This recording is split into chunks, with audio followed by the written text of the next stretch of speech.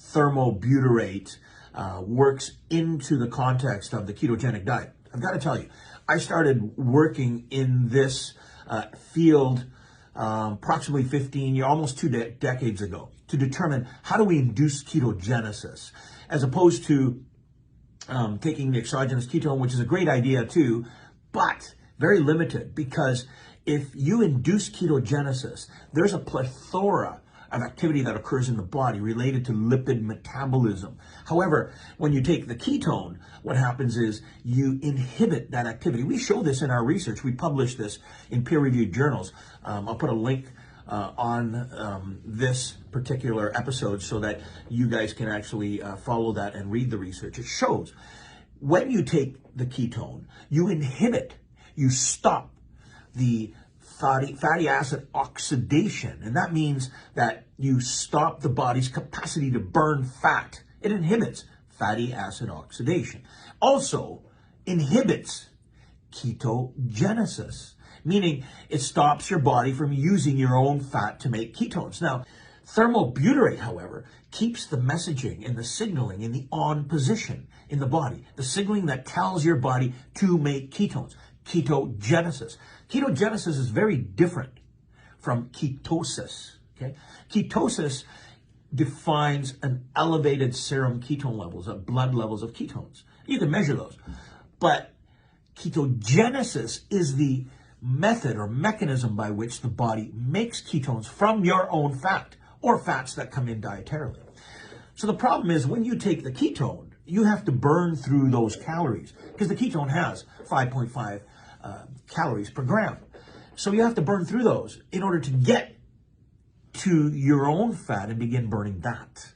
The other problem you have when you take the ketone in the context of ketogenic diet is that, again, you inhibit or stop the ketogenic process.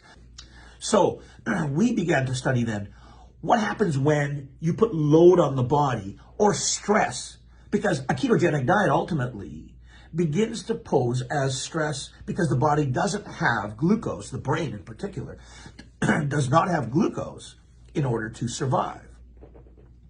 Therefore, it begins to produce ketones because the brain can actually make ATP from ketones very effectively and efficiently, in fact, even more efficiently for some people than with glucose. So that's why your brain lights up. But if you take the exogenous ketone, you don't get the benefits of the upstream activity. The upstream activity, we show it in our research. And we're about to publish our thermobutyrate research shortly.